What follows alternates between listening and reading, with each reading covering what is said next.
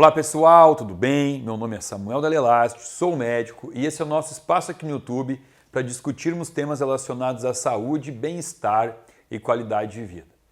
Bom, vamos lá. Tema de hoje, endometriose. Eu tinha um pouco de receio de fazer esses vídeos muito voltados para uma população feminina, principalmente para uma população da idade que está na idade fértil, né?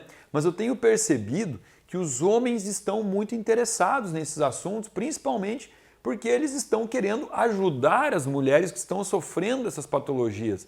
Percebi isso no vídeo de síndrome dos ovários policísticos que eu coloquei aqui no YouTube. Teve muito comentário da população masculina lá. Então, parabéns para vocês, homens que estão interessados em promover saúde dentro da sua casa, seja para sua esposa, seja para suas filhas ou para colegas de trabalho, amigas, né? Enfim. Bom, então assim como eu fiz um vídeo sobre síndrome dos ovários policísticos, que é uma síndrome que incomoda demais as mulheres atualmente, existe uma outra patologia chamada endometriose, que está cada vez mais prevalente, e eu acho importante que as mulheres entendam o que é a endometriose, por que elas estão apresentando todos esses sintomas desagradáveis, né? Eu digo as mulheres que têm esse diagnóstico, por que elas sofrem com isso, o que o corpo está fazendo lá dentro, quais são as transformações hormonais, o que está acontecendo que está gerando essa baixa de qualidade de vida e o que são hoje os tratamentos disponíveis no mercado aí que a gente pode utilizar para tratar, para curar, para amenizar, seja lá o que a gente puder fazer como médico para intervir na endometriose. Bom, para entender um pouco sobre o que é endometriose, eu tenho que entender o porquê desse radical aqui da doença, ó, endométrio. Endométrio. O que é o endométrio? Se a gente não entender o que é o endométrio, obviamente a gente não consegue entender essa doença. Isso daqui que eu desenhei aqui era para ser um útero, mas é óbvio que o Fernando sempre nos ajuda aqui botando uma imagem mais bonitinha. Ó, isso aqui é um útero de verdade e isso aqui é o meu desenho, tá? Então vamos imaginar aqui como sendo o canal vaginal, né? Aqui é o canal vaginal, aqui tem a vagina da mulher e aqui eu tenho o útero.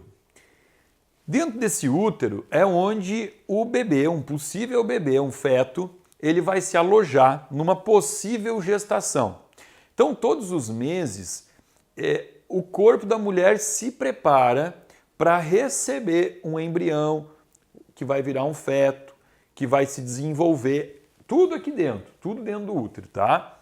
Eu já fiz um vídeo aqui sobre isso, onde eu expliquei a parte hormonal, a fisiologia hormonal, tudo isso, que foi um vídeo sobre menopausa, né? Expliquei, sobre TPM, perdão, um vídeo sobre TPM, eu explico tudo como funciona essa parte hormonal, que é mediado principalmente por estrogênio e por progesterona.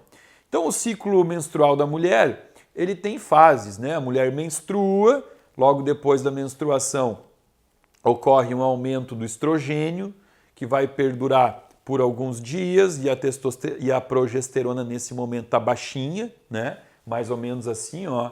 Aqui eu tenho estrogênio e aqui eu tenho a progesterona andando baixinha, né? Até que a progesterona aumenta e aí ela é que vai manter o ambiente fetal aqui, né? Digamos que a mulher engravide nesse mês, a progesterona vai ficar alta aqui, mantendo esse ambiente fetal. E se não engravidou, a progesterona então cai. E quando a progesterona cai, é quando a mulher menstrua. Por quê? O que é o ambiente fetal, que eu estou usando essa palavra, né? Falando que a mulher se prepara. Tudo acontece com um tecido que existe aqui dentro, que reveste o útero, que é chamado de endométrio. Ó, isso aqui tudo é o endométrio. Tá? Esse é o nome técnico para esse tecido aqui. O endométrio, então, na fase aqui que a progesterona aumenta, o endométrio ele vai ficar mais espesso, ele vai se vascularizando, ele forma novos vasos, a gente chama isso de neovascularização, ele vai formando vários capilarezinhos bem pequenininhos, bem fininhos, que vão formar aqui uma espécie de uma almofada. Porque se a mulher, porventura, engravidou nesse mês, essa almofadinha aqui vai ficar ali para receber esse embrião, esse feto, tá? Só que quando chega o final do mês, o final do ciclo menstrual, quando a mulher não implantou ali o embrião, ou seja, não houve a implantação, não houve a formação, não houve a gestação, né? Vai cair a progesterona e quando ela cair, esse tecido aqui de endométrio, ele vai descamar inteiro. E aí ele vai começar a se desfazer e vai sair pelo canal vaginal, né? E se eu falei para vocês que ele era formado por microcapilares, muitos capilares, o que eu tenho aqui? Sangue. Então, muito bem, você acabou de entender como funciona o processo da menstruação. A menstruação nada mais é do que a descamação do endométrio, ou tecido endometriótico, que estava aqui revestindo esse útero. Ok? Então, entendendo o que é o endométrio, a gente pode começar a explicar um pouco sobre a endometriose. O que é endometriose? É a patologia pélvica mais comum em mulheres atualmente, tá? Mais comum em mulheres.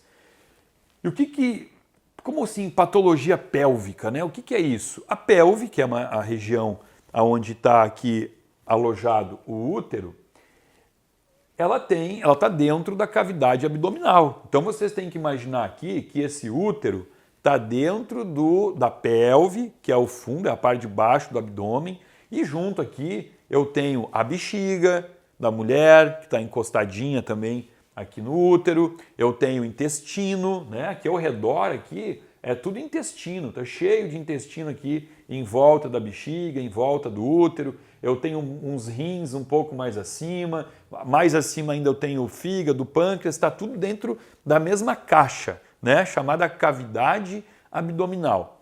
E, eventualmente, então, eu posso encontrar mulheres que tenham esse tecido endometriótico aqui, que era para estar dentro do útero, tinha que estar dentro do útero. Eu posso encontrar mulheres que tenham esse tecido endometriótico fora do aparelho reprodutor, fora do útero. Pode estar alojado ao intestino, pode estar alojado a outros órgãos, pode estar solto na cavidade abdominal. E o que vai acontecer? Esse pedacinho vamos botar aqui, ó. Vamos recortar aqui, tá? Esse endométrio. Vamos recortar ele aqui e vamos imaginar que esse pedacinho aqui, agora, ó, aqui está passando o intestino, tá? Aqui tem o intestino, ó. Vamos imaginar que eu tenho um endométrio aqui, ó, grudado no intestino. Essa mulher, por algum problema, desenvolveu esse endométrio aqui, está fora do útero. Só que esse endométrio, ele também é regulado pelos hormônios, pela oscilação, flutuação hormonal de estrogênio e progesterona. E quando acontece de não haver a implantação do feto, e essa mulher então menstrua, todo o endométrio que está aqui dentro do útero, ele vai sair pelo canal vaginal e vai embora, sem problema nenhum. Tá, mas e esse endométrio que está ligado aqui no intestino? Ele vai descamar também e ele vai sangrar. Só que agora ele vai sangrar para dentro do abdômen. Ele não tem por onde sair. Não vai conseguir sair pela vagina, muito menos ânus, né? Porque não é um sangramento para dentro do intestino. Às vezes pode ser, dependendo desse endométrio, como é que ele está ali, ele pode até estar aderido para dentro do intestino, mas isso não é comum, né? O comum é estar do lado de fora e aí ele vai sangrar para dentro do abdômen. Então eu vou ter sangue livre na cavidade abdominal. É assim que vai estar descrito na ecografia. Sangue livre na cavidade abdominal. E sangue dentro da cavidade abdominal, ele é extremamente irritativo. Ele irrita o peritônio, que é uma parte interna do abdômen, e gera uma dor muito forte. Então aqui você já começa a entender as características da endometriose. Acabei de falar, talvez a principal delas, ó, característica, a principal, uma dor crônica dor crônica flutuante. Por que flutuante? Porque essa mulher, ela não sente dor o mês todo. Ela vai sentir dor somente quando tiver essa descamação do endométrio. Aí vai ter sangue na cavidade abdominal e aí então vai ter a dor. E a segunda característica é a infertilidade.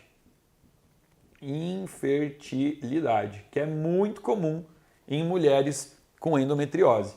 Então aqui, ó, dor crônica flutuante, infertilidade, tem que sempre pensar em endometriose, ok?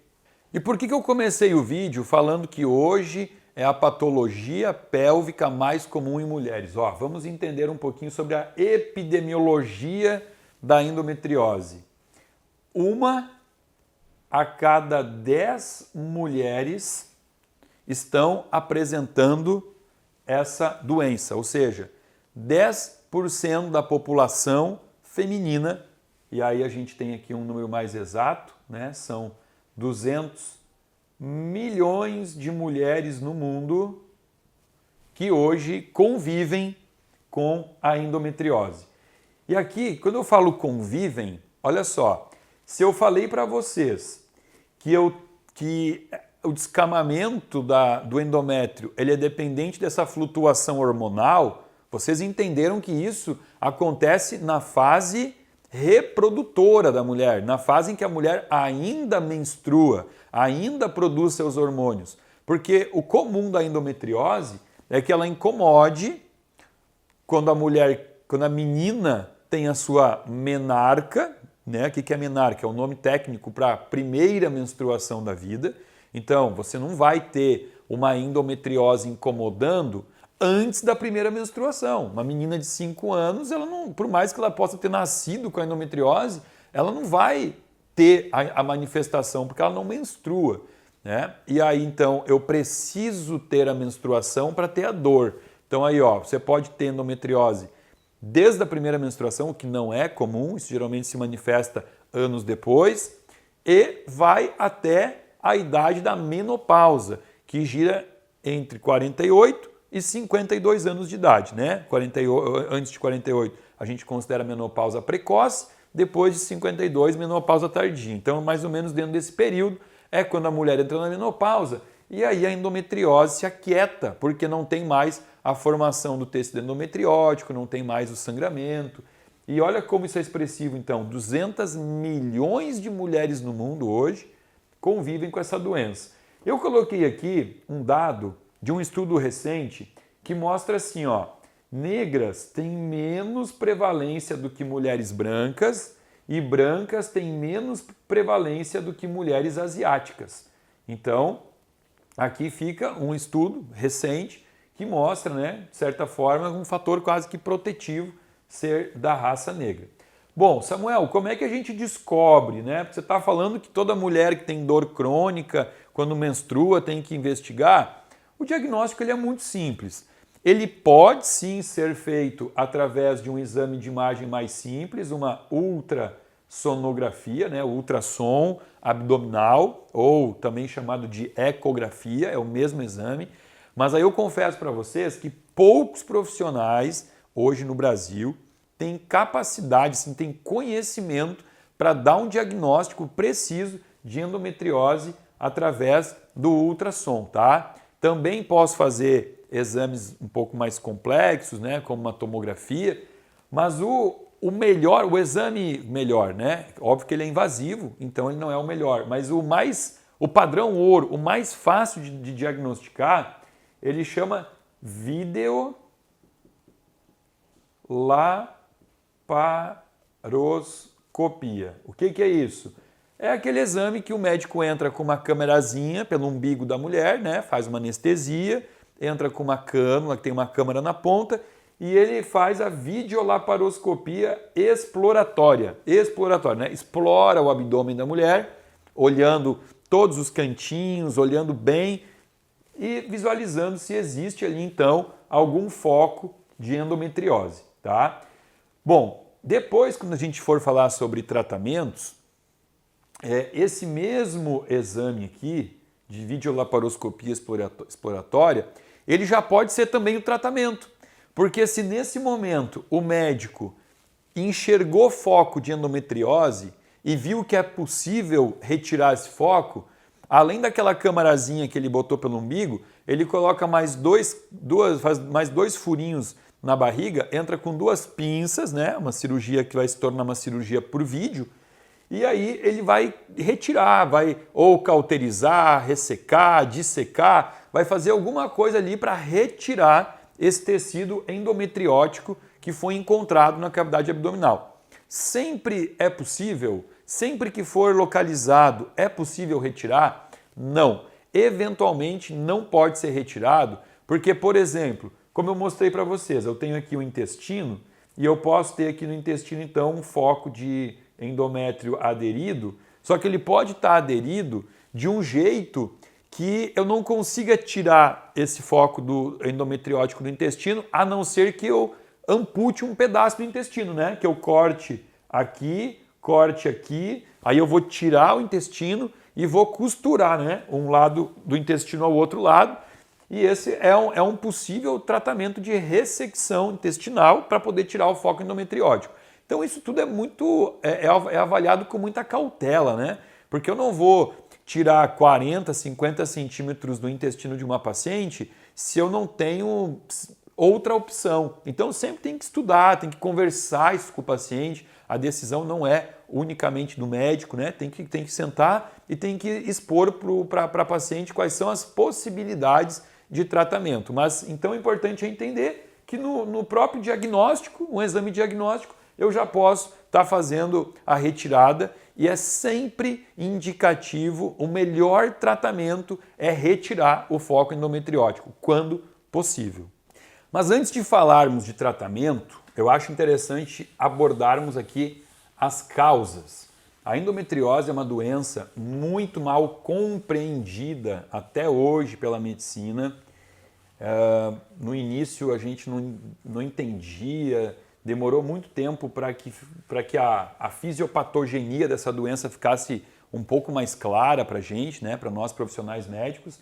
E eu te digo que hoje, em 2021, isso ainda não está claro não, viu gente? A gente ainda está estudando, está investindo em cima de como descobrir, como entender qual é a real causa. E eu acredito que quando uma doença não está tão clara, é porque a causa não é clara, não é uma única coisa, eu acredito que seja multifatorial. Só que uma coisa que é fato é que eu tenho sim as causas genéticas e eu tenho as causas epigenéticas, que você que assiste os vídeos aqui do meu canal, obviamente já conhece essa terminologia epigenética, né?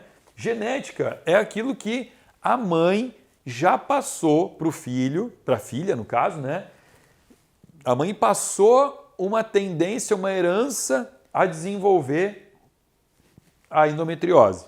A epigenética é tudo que o ambiente atua, são os fatores ambientais, né? Como que o ambiente pode atuar sobre essa menina, aumentando a probabilidade de ela desenvolver endometriose, que pode se desenvolver, se desencadear em qualquer fase da vida reprodutiva, né? Então aqui nós vamos dividir essa parte da epigenética em idades diferentes, né? Vamos começar falando dentro do ambiente fetal. Então vou botar aqui, ó, epigenética. E aí a gente vai começar aqui, ó, no ambiente fetal, na placenta, ou seja, uma menina, né, uma criança do sexo feminino, que está dentro da barriga da mamãe. Quais são os fatores aqui, então, que aumentam as probabilidades da endometriose? Bom, um deles é o fumo. O segundo deles é a diminuição da concentração do hormônio melatonina no líquido que banha esse feto, né? Porque a melatonina ela atravessa a barreira placentária e chega até o feto. Então olha aqui, ó, olha a importância da mamãe dormir bem, dormir bem quando estiver grávida, para aumentar o nível de melatonina, aumentar não, né? Ter um bom nível de melatonina, evitar a falta deste hormônio para não aumentar o risco de endometriose. E um outro fator aqui é o fator estresse oxidativo. Ou eu posso pôr aqui / inflamação, tá? Estresse oxidativo / inflamação. Ou seja, como é que está o ambiente fetal que esse bebê está se desenvolvendo? Será que essa mãe, durante a gestação, ela está estressada, ansiosa, angustiada, está passando por problemas, engravidou, o marido não quis assumir o namorado não quis assumir o filho, né? Está se separando, ou está com um problema na empresa, né? Essa parte toda que diz respeito ao emocional, isso vai aumentando o estresse oxidativo, e também a questão alimentação. Como é que essa mamãe está se alimentando? E aqui eu já fiz uma série de vídeos sobre preparo gestacional, explicando sobre epigenética da gestação, né? Mostrando que a mamãe ela está formando agora um produto dentro da barriguinha dela. E esse produto precisa, sim, obrigatoriamente, de matéria-prima de boa qualidade. Precisa de nutrientes, de alimentos naturais. E se essa mamãe, porventura, começar aqui a consumir biscoitinho recheado, geleia cheia de açúcar, comer pão com trigo, se atolar nesses produtos industrializados, né, embutidos, nuggets, cachorro-quente, refrigerantes, energéticos, sucos de caixinha, tudo isso que a gente vê, infelizmente, no carrinho do supermercado de 99,9% da população. Isso vai gerar um um ambiente extremamente inflamatório e aumenta o risco de, na placenta, essa criança já nascer com essa tendência a desenvolver a endometriose. Obviamente que aqui também entra, está dentro do estresse oxidativo, os contaminantes ambientais, que também são os disruptores endócrinos, que eu falei sobre isso no vídeo passado. O Fernando bota aqui o linkzinho para nós, né, que são os fitalatos, o bisfenol, dioxinas, metal pesado, tudo isso aumenta a inflamação, aumenta o estresse oxidativo e nós estamos, infelizmente, expostos a todo esse tipo de contaminante no mundo moderno que a gente vive, né? Quanto mais na cidade grande, mais você tem contato com isso. Hoje o certo era viver no meio do mato, isolado, e nem assim a gente conseguiria se isolar de todos esses contaminantes aqui. E ainda por último, para não esquecer, aqui vamos botar baixo peso no parto, né? Baixo peso ao nascer, tá? Crianças que nascem com baixo peso têm mais probabilidade de desenvolver endometriose. Então aqui a gente está falando da epigenética na placenta. Agora vamos falar na adolescência. Fatores de risco. De novo. Adolescência. Aqui na adolescência, então, a gente vai falar sobre 3 importantes assuntos. Primeiro, a menarca, já falei para vocês o que é isso, né? Primeira menstruação, a menarca precoce. Então, quanto mais cedo a menina menstruar, né? Meninas que menstruam com 9 anos de idade, tem mais tendência à endometriose. O que pode interferir aqui?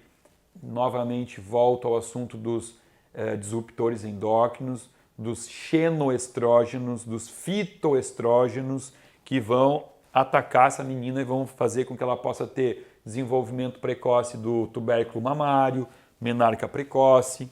Aqui também entra a questão do tabagismo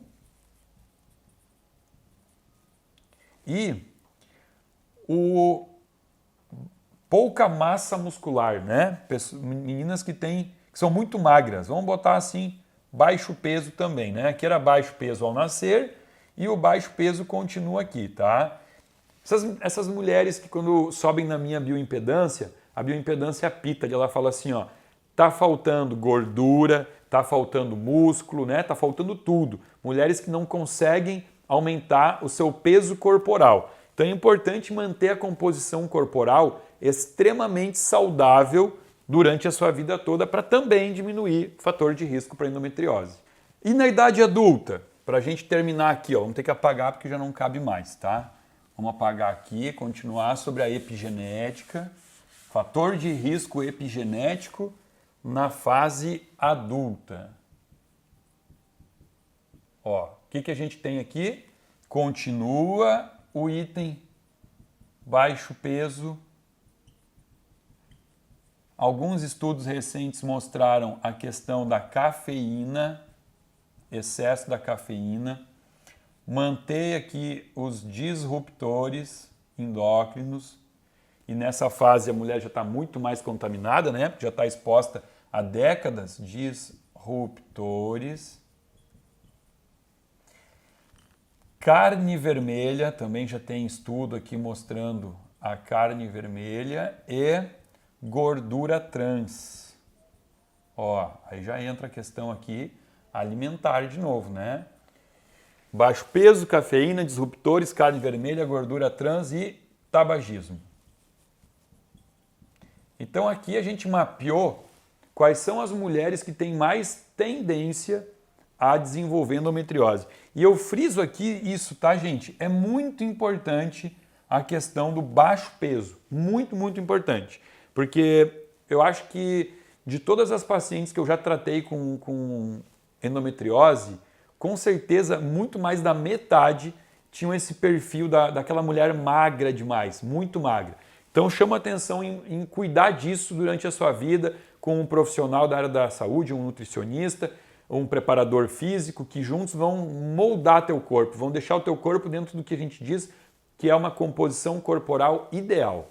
Agora, de um modo geral aqui, não importando se é idade adulta, se é adolescência, eu tenho que colocar também mais uma coisinha que é muito importante em relação ao aumento de risco de endometriose, que é o encurtamento dos ciclos. Vamos botar aqui, ó, ciclos menstruais encurtados, ou seja, aquela mulher que menstrua mais vezes, né? A cada, sei lá, 19, 20 dias ela menstrua, porque cada menstruação aumenta o risco da menstruação retrógrada, que é justamente o que vai possibilitar que aumente a chance de um tecido endometriótico fora do útero. Entendeu? Então aqui mulheres que têm aquele ciclo um pouquinho mais longo também estão mais protegidas, tá? Não é que está protegida, é que tem menos probabilidade de desenvolver a doença. E aqui, falando sobre, novamente, o tecido endometriótico, vamos botar aqui, ó, esse fragmento aqui que está fora do útero da mulher, ele tem algumas características.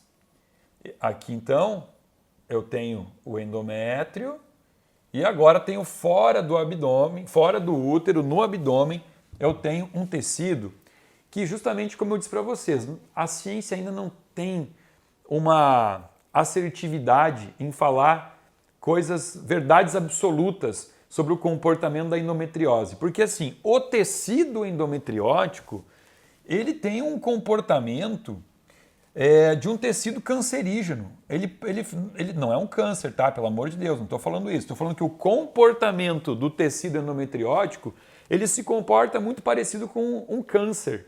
Ele tem essa dificuldade de apoptose, que é aquela morte programada da célula, e em contrapartida, a doença endometriose, ela tem um caráter que lembra muito doenças autoimunes. Então olha aqui, ó. Ela começa com uma característica autoimune, se desenvolve com uma característica autoimune, forma um tecido endometriótico fora do útero que tem um comportamento meio de células neoplásicas. Então, como a gente sabe, e eu já falei aqui nesse canal várias vezes, que doenças autoimunes elas podem ter um início no intestino, que é o intestino que promove o ataque, o aumento do ataque de anticorpos autoimunes através do que a gente chama de hiperpermeabilidade intestinal. Aqui tem alguns estudos que estão trazendo essa informação que a endometriose ela pode sim ter uma relação com o intestino inflamado. E, obviamente, quando a gente fala em intestino inflamado, tem toda a questão do glúten modificado geneticamente, né, que é altamente inflamatório para o intestino. Tem a questão da caseína, que está presente no leite, no queijo, no iogurte, né? Tem o açúcar, que inflama o intestino. E é importante entender isso, porque agora há pouco eu me manifestei aqui dizendo, olha, sempre que possível, o melhor tratamento é cirúrgico, é tirar o foco endometriótico, é vir aqui, cortar isso daqui e tirar fora. Se possível, faz isso. Mas se eu não mudar os meus hábitos alimentares, se eu não mudar a inflamação que gerou a endometriose, eu vou fazer uma cirurgia, eu vou tirar aquele foco e algum tempo depois ele vai voltar, né? Só que, claro, pelo tratamento convencional hoje que é usado e que eu não gosto, eu não concordo, eu não simpatizo muito, é o tratamento usando o método contraceptivo hormonal, usando pílula, usando anel vaginal, usando DIU Mirena, usando implante do braço, aquele que chama Implanon, aonde você vai lá e você faz o quê? Você para com a menstruação da mulher. Se você dá a pílula para ela, você vai dar pílula contínua, ela vai tomar todo dia sem parar a cartela, porque ela não pode menstruar. Eu concordo que é efetivo, eu concordo que vai funcionar, mas eu tenho que sempre pensar, quando eu proponho um tratamento, o que isso vai trazer de efeitos colaterais, porque eu estou oferecendo para essa mulher um tratamento que aumenta o risco de câncer de mama, que aumenta o risco de trombose, de varize, de doenças isquêmicas, de tromboembolismo pulmonar. São hormônios que vão diminuir, vão aumentar muito a globulina ligadora de hormônio sexual, né? Chama SHBG. Você vai dosar isso no sangue da mulher, vai estar acima de 200, e aí por aumentar o SHBG, a testosterona cai. Então é uma paciente que não vai ter testosterona, vai estar no consultório reclamando que ela está com celulite, que ela está com gordura visceral, com gordura nos culotes, que ela não tem libido, que ela não tem energia, né? A única coisa boa que vai ter aqui é a pele, que a pele da mulher fica linda quando ela usa um método desse hormonal, né? Por quê? Porque a testosterona cai e a testosterona é uma das coisas que dá oleosidade na pele. Agora, todo o resto é de se pensar, por isso que eu disse, tem que conversar com a paciente, né? Então hoje é muito comum, eu percebo que a endometriose é tratada assim, ó, deu o diagnóstico, dá pílula para a paciente ou bota um DIU Mirena. Eu gosto de conversar com as minhas pacientes, eu gosto de questionar, será que é possível operar? É possível, então vamos operar. É uma cirurgia relativamente tranquila, né? Não precisa abrir a barriga, faz por vídeo. E depois dessa cirurgia, é importante mudar esse estilo de vida inflamatório que pode ter sido gatilho para a formação desse tecido endometriótico aqui, né? Porque senão não adianta, vai fazer uma cirurgia por década, toda década tem que fazer uma nova cirurgia de tirada de tecido endometriótico. Por quê? Porque continua comendo tudo errado, continua exposta a toxinas, continua exposta a disruptores endócrinos. E quando eu falei aqui de disruptor endócrino, eu vou voltar aqui agora e eu vou chamar a atenção, porque eu acho que eu falei pouco sobre ele, sobre o BPA, que é o bisfenol A. Esse daqui é extremamente importante que você tenha cuidado, porque é fácil de evitá-lo. O BPA, ele está predominantemente nos plásticos. Então, quando você for comprar um Tupperware, for comprar uma garrafinha de plástico para botar água dentro, primeiro que é bom evitar plástico para isso, né? Sempre procurar vidro. Mas sempre procurar, tem que estar escrito assim, ó, BPA free, tá? Por quê? Porque o BPA, na endometriose, ele vai ter duas ações aqui que chamam a atenção. Uma delas é o seguinte, ó, vamos desenhar aquele pedaço de tecido aqui de novo. Isso aqui é um pedaço de tecido endometriótico que está incomodando a paciente. esse tecido aqui, ele é altamente estimulado por estrogênio. Então o estrogênio aqui é ruim para ele. Estrogênio. E o que é fator protetivo aqui, o que é bom, vamos botar assim, ó, isso aqui é ótimo, é a progesterona. Só que o que acontece? O BPA, lá no fígado, ele vai incomodar o fígado no processo de detoxificação e a parte de conjugação do hormônio estrogênio. Ou seja, o estrogênio no fígado, ele precisaria se desconstituir para poder ser eliminado pelo corpo. O corpo só vai conseguir eliminar o estrogênio depois que ele for inutilizado aqui no fígado, né? O fígado é o órgão que faz isso.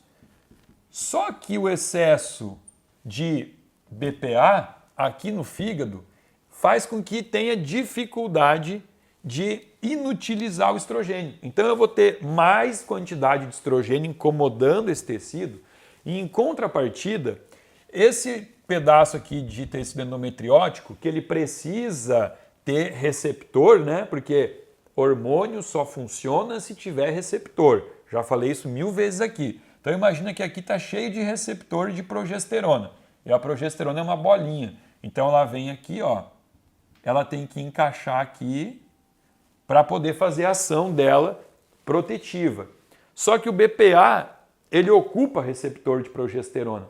Então, ao mesmo tempo que ele faz com que o meu estrogênio se mantenha alto, porque no fígado eu não consegui fazer o processo de inativação dele, o BPA também faz com que a minha progesterona não tenha como agir aqui nesse tecido. E aí que começa a agudização dos sintomas. Porque poderia ser uma mulher que talvez tivesse uma dorzinha a cada menstruação. Mas agora não. Ela tem uma dor exacerbada e que ela precisa utilizar anti-inflamatórios. Muitas vezes a gente tem que dar um anti-inflamatório no período menstrual porque a mulher não aguenta. É uma dor incapacitante. É assim mesmo que ela se comporta. A mulher não consegue ir para o trabalho, não consegue muitas vezes sair da cama. E isso aqui tudo é nutrido basicamente por um processo inflamatório, que eu tenho que, como médico, intervir. Eu tenho que vir aqui e dar um cut nessa inflamação, né? Só que para isso eu tenho que entender um pouquinho dessa fisiopatogenia aqui e de como funciona a bioquímica da cascata inflamatória. Porque olha só, vem comigo aqui, ó. Aqui eu tenho a célula, uma célula normal. E eu já falei para vocês que essa célula ela é formada, a membrana, por colesterol, tá? A gente chama aqui, ó, fosfolipídios de membrana. São os fosfolipídios de membrana. E isso aqui é maravilhoso, é importante, desde que eu não tenha a ação de uma enzima chamada fosfatase A2. A fosfatase, ela transforma os fosfolipídios de membrana em ácido araquidônico, que é o início da cascata da inflamação, da cascata inflamatória. O ácido araquidônico vai dar origem a várias interleucinas, citocinas, prostaglandinas, mas ele vai aumentar aqui, principalmente, a COX-2, por indução do estrogênio. Então aqui, ó, o estrogênio, ele vai aumentar a transformação do ácido araquidônico em ciclooxigenase 2, COX-2. E a COX-2, ela vai se transformar em prostaglandina E2. Prostaglandina E2. E a prostaglandina E2, ela vai aumentar a ação de uma enzima chamada CYP19. E agora vamos entender aqui, ó. O que a CYP19 faz? É uma enzima que transforma os hormônios androgênicos, testosterona, androstenediona, dehidroepiandrosterona, né? Vamos botar aqui os androgênicos A CYP19, então, ela vai transformar os androgênicos em estrogênios, tá? Então, olha aqui, ó. O estrogênio faz com que eu aumente a cascata inflamatória, transformando o ácido araquidônico em COX-2. A COX-2 transforma em prostaglandina E2, que aumenta a ação da enzima, que transforma androgênio em estrogênio. E o estrogênio, por sua vez, aumenta a inflamação, que aumenta a enzima, que transforma androgênio em estrogênio. E vocês estão vendo como esse ciclo acabou de se retroalimentar? Uma coisa alimenta a outra, ele já está andando sozinho. Eu não preciso nem mais do estímulo externo. Esse é o gatilho da inflamação que vai atuar diretamente no tecido endometriótico. Por quê? Prostaglandina E2 tem um efeito no útero, no tecido do útero, de contração. Aquela contração de cólica menstrual que a mulher tem quando vai menstruar é mediada pela prostaglandina E2, que fisiologicamente ela aumenta na menstruação. É normal isso. Agora, o que não é normal é ela aumentar muito. E ela só vai aumentar muito se a paciente estiver inflamada pelo um estilo de vida errado. Então aqui eu acabei de contar para vocês como é que eu já posso tratar a sintomatologia dessa paciente, né? Por exemplo, o que eu posso usar aqui que vai fazer com que eu não aumente o meu ácido araquidônico? Eu posso usar o ácido eicosapentenoico e o ácido docosahexenoico, que é o EPA e o DHA. Como é que é o nome disso aqui? Ômega 3. Então, o ômega 3 ele pode ser usado para bloquear essa cascata inflamatória, assim como eu também posso usar a cúrcuma longa, obviamente associado ao extrato da pimenta, a piperina, porque eu também uso isso aqui como anti-inflamatório. Existe um maravilhoso chamado tanaceto, ou tanaceto eu chamo, anti-inflamatório natural. Tudo isso aqui que eu estou usando aqui é natural.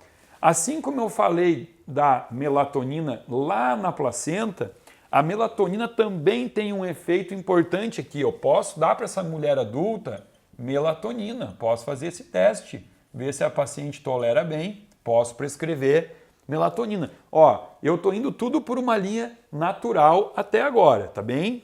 Samuel, tem mais anti-inflamatórios que eu posso usar aqui? Tem um anti-inflamatório que chama epigalocatequinogalato, ó, EGCG, epigalocatequinogalato, que é extraído do chá verde, né? É o antioxidante do chá verde. Posso usar ele, posso usar o resveratrol, muito bom de usar também em pacientes com endometriose. N-acetilcisteína, também posso usar. E aqui, como eu falei para vocês, progesterona é sim um hormônio protetivo. Então, posso prescrever para essa paciente progesterona bioidêntica para ela usar à noite.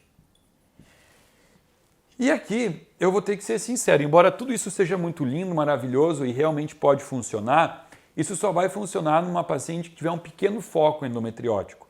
Porque se o foco for muito grande, essa paciente ela vai precisar de uma amenorreia mesmo, né? Que é o bloqueio. Eu preciso bloquear o fluxo menstrual dela. E aí agora a gente vai discutir aqui até que ponto isso vale a pena ser feito com métodos contraceptivos hormonais ou com um recurso que eu podia até dizer que é relativamente novo, mas já tem mais de uma década que se usa, que é um outro tipo de hormônio, também sintético, não é um hormônio bioidêntico, não é um hormônio natural, não é um hormônio maravilhoso para o corpo, chamado gestrinona. A gestrinona, ela foi desenvolvida basicamente para tratar pacientes com endometriose, tá? O pai da gestrinona, Dr. Elcimar Coutinho, faleceu de Covid recentemente, é um ginecologista de Salvador que desenvolveu este hormônio para usar em pacientes que precisavam parar de menstruar sem ter todos os efeitos colaterais que a pílula anticoncepcional ou que o Mirena podiam trazer. Então a gestrinona, como vocês mesmos podem ver, ela termina em ona. Então ela não é um estrógeno, não é um progestágeno, ela é um andrógeno, assim como a testosterona, como a androstenediona, como a dehidroepiandrosterona, tudo da parte dos andrógenos. E a gestrinona foi desenvolvida pelo Dr. Elcimar Coutinho em forma de chip. Então são pequenos pellets que seriam mais ou menos como o tamanho de um grão de arroz. Tá? Então ele criou esses chips que são colocados na região subcutânea, principalmente no glúteo. É colocado no glúteo da mulher. Para cada 10 quilos de peso que a mulher tenha, se coloca mais ou menos um implantezinho, né? Então, mulheres de 60 quilos vão botar 6 implantes desses. E o que isso aqui traz? Isso aqui traz a amenorreia, faz a mulher parar de menstruar. A ideia inicial do Dr. Elcimar Coutinho era trazer isso como um tratamento para endometriose. Acabou que pulverizou pelo mundo e isso começou a ser utilizado também como um método contraceptivo. Então tem mulheres que usam a gestrinona em forma de implante ou em forma de chip, né, chamado de chip, ficou famoso com esse termo, chip, coloca isso no glúteo para evitar engravidar, né? Então ficou polarizado isso, né? Diversas formas de usar, diversos objetivos diferentes para usar o mesmo hormônio. O que acontece? Como isso daqui é um derivado de testosterona, ele faz um efeito inverso à pílula anticoncepcional, né? Porque a pílula anticoncepcional, a tendência é engordar. E a testosterona, as mulheres que colocaram esse chip para tratar a endometriose, quando elas começaram a ir para a academia, a treinar, fazer musculação e fizeram uma dieta, as pacientes começaram a melhorar muito a composição corporal, começaram a queimar gordura, a melhorar a parte muscular, tônus muscular. E aí por isso que esse chip de gestrinona, ele recebeu um codinome, chip da beleza. Então esse vídeo de hoje, eu já estou matando 2 coelhos aqui, uma pauladinha só, né? Porque me perguntaram muito sobre o chip da beleza. Doutor, fala sobre o chip da beleza. Então dentro desse vídeo de endometriose, a gente está falando o que é o chip da beleza, tá? Eu confesso que não gosto, repudio esses termos aqui, né? Porque isso é um tratamento sério, um tratamento hormonal, que não deve ser vendido com esse apelo de estética, tá? Mas agora vocês já estão entendendo o porquê que ele leva esse nome. Só que em contrapartida, mulheres que colocaram esse chip de gestrinona e que continuaram bebendo álcool, comendo açúcar, seguindo uma alimentação à base de refinados e de hipercalóricos e também que não se exercitavam, engordaram muito mais. Porque esse chip, ele potencializa o estilo de vida. Ou seja, mulheres que botam esse chip, elas, quando seguem uma linha fitness, academia, come direitinho, muitas delas realmente melhoram o seu corpo. E quando segue aquela vida de comida inflamatória, engordam, tá? Então aqui tem que entender isso. Samuel, então, eu estou assistindo teu vídeo, sou mulher, quero botar esse chip, porque eu quero ficar linda, eu quero ficar com o corpo melhor. Aí é que tá, né? Nem tudo que reluz é ouro, porque como este chip ele é a base de um androgênio, algumas mulheres aqui desenvolvem os efeitos colaterais dos androgênios, que seria o quê? Uma pele muito mais oleosa, pode ter mais cravo, mais acne no rosto, principalmente acne em região onde seria a parte da barba do homem, né? Aquela acne aqui embaixo, pode ter queda de cabelo. Então, assim, confesso que eu tenho muitas pacientes hoje com endometriose em uso desse recurso. Várias me deram um certo trabalho no início, porque realmente apresentaram esses efeitos colaterais.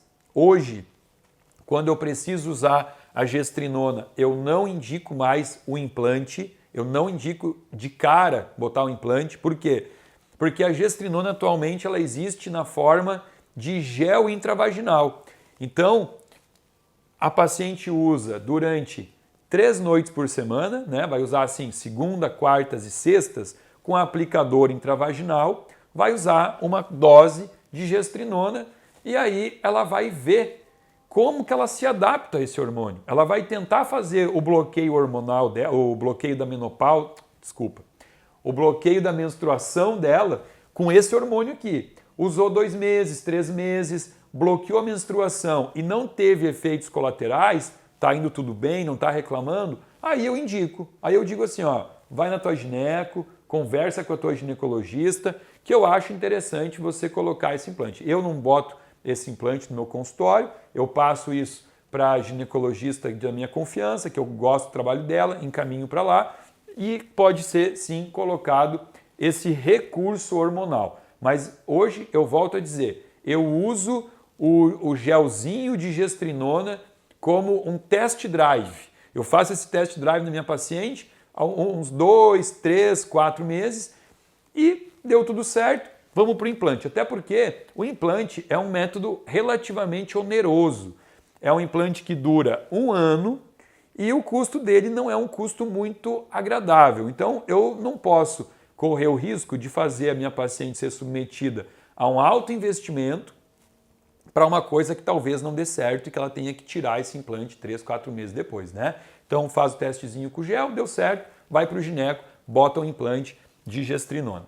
Bom, pessoal, eu queria realmente esgotar o assunto sobre endometriose, mas é um tema muito extenso, é uma doença cheia de características próprias. Então eu trouxe aqui uma leve pincelada, que eu acho até que já passou de meia hora aqui no nosso vídeo, mas para quem sofre com essa doença ou conhece alguém que sofre, vale a pena assistir o vídeo, entender os pormenores, entender o que pode ser feito, como pode ser tratado. Eu espero que tenham gostado desse vídeo. Se gostou, dá um likezinho, se inscreve no canal. Abaixo do vídeo tem um link onde você pode também se inscrever, fazer parte desse grupo VIP de pessoas que recebe semanalmente conteúdo exclusivo, gratuito aqui do meu canal.